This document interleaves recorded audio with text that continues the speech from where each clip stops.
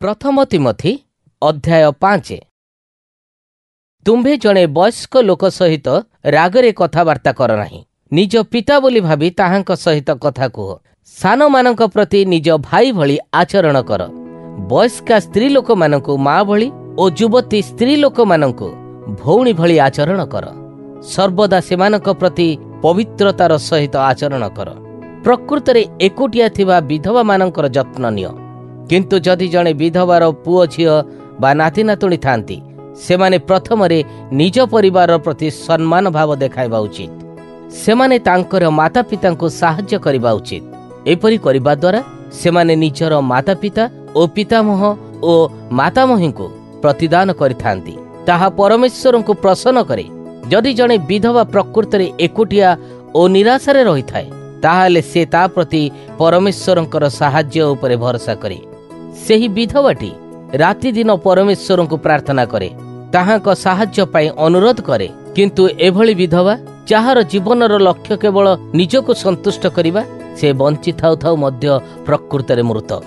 सेठारे थिबा समस्त विश्वासी लोकंकु एही काम गुड़िक करिया पई कुह। ताहेले केही कहिबे नाही जे सेमाने भूल करुछंती।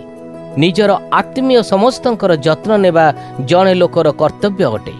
एपरिके आउ मध्य से निज परिवारर जत्न नेबा अधिक गुरुत्वपूर्ण। जदि जणे लोक सेपरि करू नाही, ताहेले से लोक सत्य विश्वास को अनुसरण करू नाही। सेही लोक जणे अविश्वासी ठारू मध्य खराब। विधवा तालिका सेवा कार्य आहुरी मध्य जोग करा जाई पारे जे से निश्चिंत रूपे 60 वर्ष बा ताठारू अधिक बयसर होइथिबे। से केवल स्वामीर विश्वस्त होइथिबे। से जीवन रे भल काम करथिबे, जेपरि पिलामानंको वृद्धि करिबा, घरे अतिथि मानंको सत्कार करिबा, परमेश्वरंकर लोकमानंकर गोड़ धोइबा, कष्टरे पड़िथिबा लोकंको साहाय्य करिबा ओ निज जीवन रे समस्त प्रकार भल काम करिबा। किंतु युवती विधवा मानंको सेही तालिकाभुक्त कर नाही। सेमाने यीशु ख्रीष्टंको पई समर्पित हेबा परे मध्य निजर प्रबल कामाभिलाष जोगु ताहांकठारू दूरकु आकर्षित होई पारंती।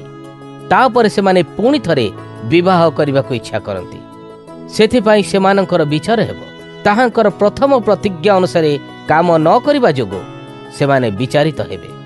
सेही युवती विधवा माने घर को घर अजथारे बुलाबुली करी समय नष्ट करवा शिखती।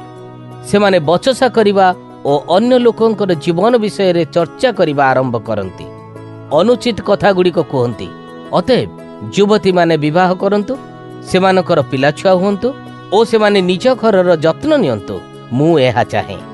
जदि सेमाने एपरि करिवे, ताहाले आंभ शत्रु माने सेमानकु समालोचना करिया पई कोनोसी कारण पाइबे नाही। एथि पूर्वरु केते जण युवती विधवा शैतानर पथरे जाइछंती। जदि जणे विश्वासी स्त्री लोकर परिवार रे विधवा माने अछंती, ताहाले सेमानंकर से निजे जत्न नेबा दरकार। मंडली को एथिपई भारग्रस्त करबा उचित नुहे। तापरे मंडली केवल परिवार विहीन विधवा मानकर जत्न नेबारे सक्षम हेबो। मंडली को उत्तम रूपे आगे नहीं जाउथिबा प्राचीन माने अत्यधिक सम्मान पाइबा उचित। जेउ प्राचीन माने प्रचार और उपदेश प्रदान करुछंती, सेमाने अत्यधिक सम्मानर अधिकारी अटंती। कारण शास्त्र कहे, जेतेबेले बलद अमल पई घुरुथाए, सेतेबेले तार मुह बांध नाही ओ ताकु शस्य खाइबा पई अटकाओ नाही। शास्त्र एपरि मध्य कहे, जणे काम करुथुवा लोक तार दरमा पाइबा उचित। जेउ लोक जणे प्राचीन विरुद्ध रे निंदा करे ओ ता सहित जदि अन्य 2 बा 3 जण लोक मध्य प्राचीन लोक भूल करिछंती बोली कहंती, ताहेले जाई से लोकर कथा तुमबे सुनिबो। जेउ माने पाप करंती सेमानकु सेमानंकर भूल देखाई दियो। मंडलीर लोक मानंकर सम्मुखरे एहा कर। सेपरि कले अन्य माने सतर्क हेबे। परमेश्वर ख्रीष्ट जीशु एवं मनोनीत स्वर्गदूतंकर आगरे ए गुड़िक करिबा पाई मु तुम्भको आदेश देउछि। सत्य जानिबा पूर्वरु लोक मानंकर विचार कर नाही। समस्तंक पाई समान भाव देखाओ। जणे लोकको मंडलीर प्राचीन भावे ता उपरे हाथ थोइबा समय रे खूब सतर्क भावे चिंता कर। अन्य लोक मानंक पापरे अंश ग्रहण कर नाही। निजको सर्वदा पवित्र रख। तिमोथी, तुम्भे केवल पानी पिउछ, ताहा बंद करी किछि द्राक्षारस मध्य पिय। एहा तुम्भ पेट पई दरकार। ओ तुम्भे बारंबार ବେମାର ପଡ଼ିବ ନାହିଁ। କେତେ ଜଣଙ୍କ ପାପ ସବୁ ସ୍ପଷ୍ଟ ହୋଇ ଦେଖାଯାଏ, କାରଣ ସେମାନଙ୍କର ବିଚାର ହେବ ବୋଲି ସେମାନଙ୍କର ପାପଗୁଡ଼ିକ ଆଗତୁରା ଦେଖାଯାଏ। କିନ୍ତୁ ଅନ୍ୟ କେତେ ଜଣଙ୍କର ପାପ ପରେ ଜଣାପଡ଼େ। ଲୋକମାନଙ୍କର କ୍ଷେତ୍ରରେ ମଧ୍ୟ ଏହା ସତ। ଲୋକଙ୍କ ଭଲ କାମ ସହଜରେ ଦେଖାଯାଏ, କିନ୍ତୁ ଯେତେବେଳେ ସେହି ଭଲ କାମଗୁଡ଼ିକ ଦେଖାଯାଏ ନାହିଁ, ସେଗୁଡ଼ିକ ଲୁଚି ରହେ ନାହିଁ।